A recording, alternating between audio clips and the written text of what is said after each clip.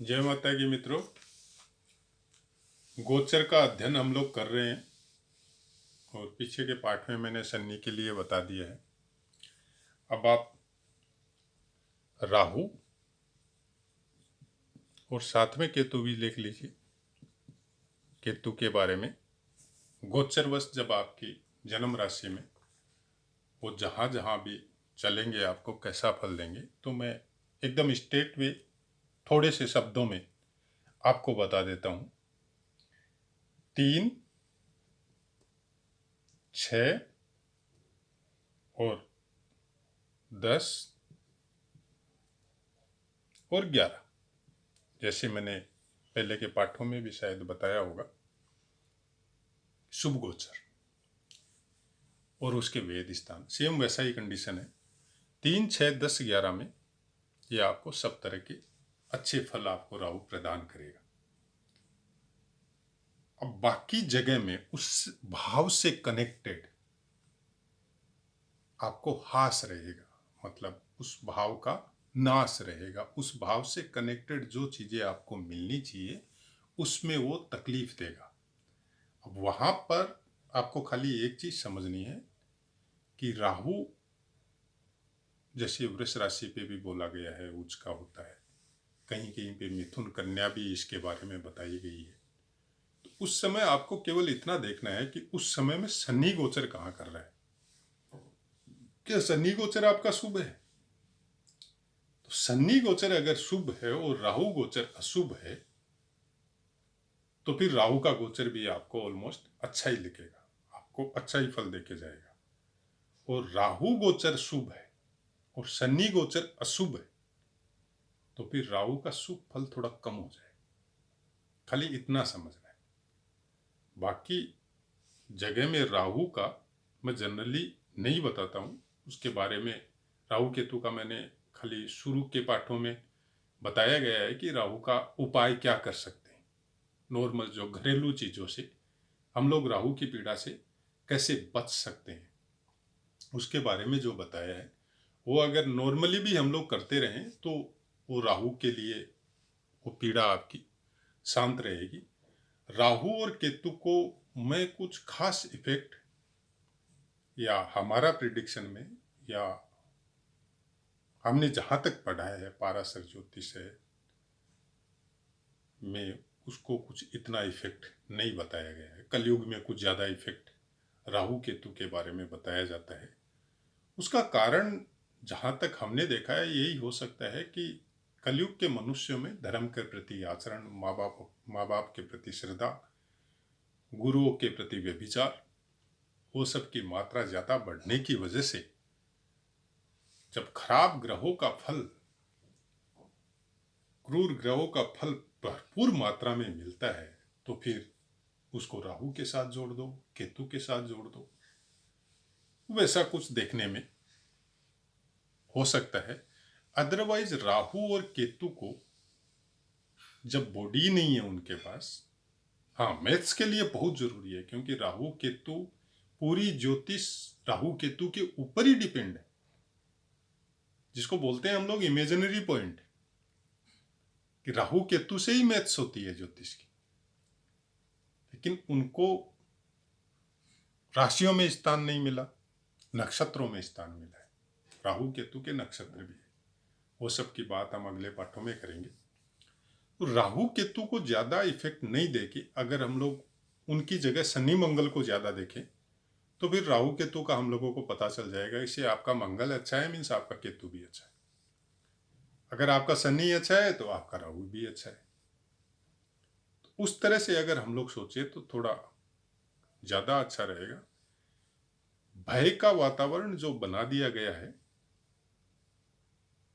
वो हम अगर अपने दिमाग के हिसाब से या हमने जो पढ़ा है ज्योतिष में नहीं वेद शास्त्रों में भी, तो ये एक भय है और राहु आपके दिमाग में भय ही निर्मित करता है। और आजकल कुछ आदमी आपको बताने के लिए भय का ही निर्माण करते हैं आपके सामने, और शायद वो भी भय से ही ग्रसित है। मैं इनको भय नहीं मानता।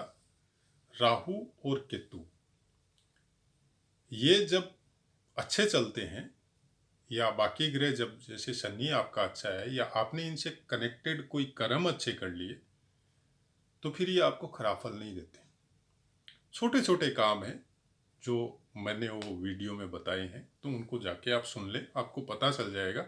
और प्रैक्टिकल में करके देखिए आप क्या इफेक्ट आता है आपके ऊपर, तो बहुत कुछ अच्छा फल आपको मिलेगा। अब मैंने पहले के पाठों में बताया था कि कौन से ग्रह कब आपको खराब या अच्छे फल देंगे, उसके बारे में मैंने बताया था आपको। अब मैं इसी में आपको पूरी अच्छी तरह से समझा देता हूँ कि गोचर के ग्रह जब गोचर में चलेंगे, से अभी शनि मकर में आ गया और आपका चतुर्थ स्थान में आ गया, या धनु में आ गया, आपका दूसरे स्थान में आ गया शनि, और बोल दिया जाता है कि आपका शनि अभी गोचर खराब चल रहा है, तो वो क्या 2.5 साल खराब चलेगा? नहीं। वो फल कब देंगे उसके बारे में बात करते हैं। हर ग्रह एक राशि पे, एक कोई भी राशि पे 30 अंश चलता है, यह आपको सबको पता है। 30 अंश तक सबको पता है, ये आप भी जानते होंगे। तो वो 30 अंश जीरो से जब वो स्टार्ट होगा, जैसे ही वो इंटर करेगा उस राशि में से, सिंह से कन्या में गया, तो वो क्या आते ही आपको खराब या अच्छा फल देना चालू कर देगा? नहीं। तो कब देगा? तो उसके लिए जब सूर्य और मंगल, सूर्य और मंगल जैसे ही गोचरवश आपकी राशि में आएंगे, वो आते ही चालू हो जाएंगे। कहाँ तक? कहाँ से कहाँ तक? 0 से 10 अंश तक। आप देखे होंगे पंचांग में भी, या आपके पास कोई ज्योतिष ऐप है तो उसमें भी, या आपकी जन्म पत्री में भी आपने देखा होगा कि सूर्य कितना अंश का है, चंद्रमा कितना अंश का है, मंगल कितना अंश पे है, तो वो आपको कैसा फल देगा। सूर्य और मंगल जैसे ही उस राशि में एंटर हुआ गोचरवश, वो आपको शुरू से लेके और जब तक उसका 10 अंश होगा तब तक वो पूर्ण वेग से आपको अच्छा और बुरा जो भी फल है वो आपको देंगे। उसके बाद में वो नॉर्मल हो जाएंगे, मतलब उनका फल जो भी अच्छा या बुरा है वो रेगुलर वेस में, जैसे आपको सोना है, उठना है, खाना है, पीना है, एक रेगुलर लाइफ आपकी चल रही है, उसके हिसाब से वो फल देते रहेगा। कोई विशेष इफेक्ट जो होगा सूर्य और मंगल का वो आते ही हो जाएगा। उसके बाद में आता है नंबर गुरु और शुक्र। ये आपको 10 से 20 अंश तक, मतलब अभी गुरु आपको अप्रैल में चेंज होगा तो वो आते ही अच्छा फल देगा? नहीं। वो 10 अंश बीतने के बाद में 20 अंश तक, 10 से स्टार्ट करेगा और 20 अंश तक अपना शुभ अशुभ जो भी है पूर्ण मात्रा में फल आपको देगा। जैसे गुरु एक राशि पे 12 महीने तक रहता है, तो आपको नहीं करते भी वो 12 महीने में आपको 1 महीने में वो 2.5 अंश के आसपास चलेगा। 2.5 अंश चलेगा तो 10 अंश आने के लिए उसको 4 महीने चाहिए। तो गुरु आपको राशि में प्रवेश करने के 4 महीने बाद में वो पूर्ण वेग से शुभ या अशुभ जो भी फल है उसका वो आपको प्रदान करेगा। बाकी टाइम जैसे वो मैंने पहले बताया सूर्य मंगल के बारे में, वैसे ही वो नॉर्मल फल आपको देते रहेगा। उसके बाद में आता है चंद्रमा और शनि। ये 20 से लेके 30 अंश तक अपना पूर्ण फल आपको प्रदान करेंगे, जो भी शुभ या अशुभ जो भी है। तो शनि तो 2.5 साल रहेगा, 2.5 साल शनि रहेगा, एक राशि पे 30 अंश चलता है, तो आपको लास्ट के 30 अंश, मतलब लास्ट के 20 अंश के बाद में आपको ये फल प्रदान, पूर्ण मात्रा में फल प्रदान करना चालू करेगा। अगर वो आपका खराब जगह भी है तो शनि बोलते हैं ना लास्ट के समय में फल देता है, वैसा ही कुछ शनि के साथ है। लेकिन चंद्रमा मोटा मोटी 2-2.5 दिन में, 2-2.5 दिन में चेंज होते रहता है। तो चेंज होने के समय में चंद्रमा स्पीडली चलता है, चेंज होने के समय चंद्रमा का फल होता है। अगर दिन में वो चेंज हो रहा है तो उस समय में आप देखिएगा कि आपको कल का दिन से जिस दिन वो चेंज हो रहा है उस दिन के दिन में बहुत अंतर मिलेगा। अचानक से आपका कोई काम बन भी सकता है, बिगड़ भी सकता है, कैसा गोचर है उसके ऊपर डिपेंड है। उसी के हिसाब से आप इसको समझिए, क्योंकि सूर्य और मंगल 0 से 10 अंश, गुरु और शुक्र 10 से 20 अंश, चंद्रमा और शनि 20 से 30 अंश, ये आपको फल प्रदान पूर्ण मात्रा में देंगे। अब इसको अगर हम लोग अपना जन्म कुंडली में लगाएं, से आपका जिस समय जन्म हुआ उस समय शनि सिंह राशि पे 7वां घर में बैठा है, लेकिन उसका अंश 5 ही है, तो वो तो हो गया हम लोगों का फाउंडेशन। अब आपको बोल दिया जाएगा आपके शादी में प्रॉब्लम आएगी, आपकी वाइफ से नहीं पटेगी, हैन तैन जो भी अगड़म जगड़म जो भी है, 7वें घर का जितना खराब हो सकता है उतना आपको बोल दिया जाएगा। क्या एक्चुअल में खराब होगा? हमारा मानना है नहीं होगा, कारण कि आपकी फाउंडेशन में ही शनि आपका नॉर्मल है, वीक है, उसका अंश ही 5 है, और उसकी फल देने की पावर जो पूर्ण मात्रा में है वो 20 अंश के बाद में आएगी उसके पास, तो खराब कैसे होगा? वो 7वें घर को इतना ज्यादा इफेक्टिव कैसे करेगा? नहीं कर सकता। ये हमारा अपना मत है, और अभ्यास कुंडलियों में भी मैंने देखा है ऐसा चीज, जिनका 7वां घर में 5 या 10 अंश का शनि है और उनको मैरिज लाइफ में या पारिवारिक लाइफ में या बिजनेस में कोई प्रॉब्लम नहीं आई। शत्रु राशि का है, सिंह राशि का है, अच्छा पैसे वाला है, बाकी ग्रह उनके अच्छे सपोर्ट कर रहे हैं तो अच्छा नाम है उनका।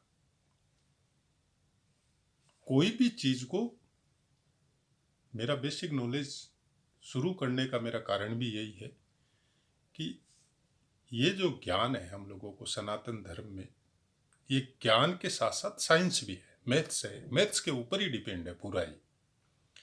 उसको अगर हम लोग खुद अपने दिमाग से, या हम लोगों को जितना भगवान ने दिया है दिमाग, उसके हिसाब से इसको समझने का कोशिश करें और इसको पसंद करना चालू करें या इसमें दिमाग लगाएं, हो सकता है आप ज्योतिष नहीं बने, लेकिन एक बेसिक नॉलेज आपको होगा, और आप उसके हिसाब से जब आप जो भी आपके समझ में आए वैसे अगर आचरणों में परिवर्तन करते हैं, घर के माहौल में परिवर्तन करते हैं, अपनी दिनचर्या में परिवर्तन करते हैं, तो आप खुद देखेंगे कि आपका दिमाग का ग्रोविंग पावर जो ये सब सीखने के पहले था और सीखने के बाद में जो ग्रो हुआ है वो आप इमेजिन नहीं कर सकते। बहुत कुछ दिमाग हम लोगों का ग्रो होता है जब हम लोग ये सब ज्ञान को समझने का कोशिश करते हैं, उसके बारे में कुछ डीपली घुसने का प्रयास करते हैं कि ये चीज़ क्या है। उसकी मैथ्स में जब हम लोग जाते हैं, उसको जब निकालना चालू करते हैं, तो दिमाग की नसें ऑटोमेटिक आपकी खुलनी चालू होती है। कोई ज़रूरी नहीं है आप ज्योतिष बनो, आप किसी भी क्षेत्र में जाओ, लेकिन आपको वो हेल्प करेगा, क्योंकि जब दिमाग का पावर आदमी का बढ़ता है तो ऑटोमेटिक आपकी मेमोरी भी शार्प होगी, आपकी देखने की तरीके के ऊपर भी बहुत कुछ चेंजेज आएगी। हमारा औचित्य इतना ही है, आप ज्योतिष मत बनो लेकिन ज्ञान जरूर लो। ज्योतिष का एक बेसिक नॉलेज आपको जरूर होना चाहिए, उसके जो फंडामेंटल है, उसके जो सिद्धांत है, उसकी जो ज़रूरत है आम आदमी के लिए या घर परिवार के लिए, कौन से ग्रह के साथ हम लोग कैसा बर्ताव कर सकते हैं, उसको शांत करने का, उसको खुश करने का, हम लोग अपने आचरणों में कैसा परिवर्तन ला सकते हैं, हम लोग अपने धर्म कर्म के काम में, किसी भी धर्म से कनेक्ट हो आप, सब धर्म एक ही बात सिखाता है, जीवों पे हिंसा मत करो, किसी को तकलीफ मत दो, किसी को चोट मत पहुंचाओ। हर धर्म सिखाता है ये बात, चाहे कोई भी धर्म हो, कोई भी पंथ हो। अगर उसी के हिसाब से हम लोग आचरण करें तो ग्रहों की पीड़ा, जिसको पीड़ा बोला जाता है, वो पीड़ा फिर आपके सुख में परिवर्तन हो जाएगी। क्योंकि जब आपकी लाइन, आपकी दिनचर्या, आपका देखने का तरीका, उसमें जब बदलाव आएगा तो खाली केवल उसमें बदलाव नहीं आएगा, बहुत कुछ में बदलाव आएगा। और नेचुरलिटी, बहुत कुछ परिवर्तन आपके ऊपर या रिसर्च आपके ऊपर करेगी फिर। और आपका ऑटोमेटिक आपका दिमाग शार्प होगा और हर चीज़ में आपको सफलता मिलनी चालू हो जाएगी। तो जय माता की मित्रों, आशा है आपको समझ में आया होगा।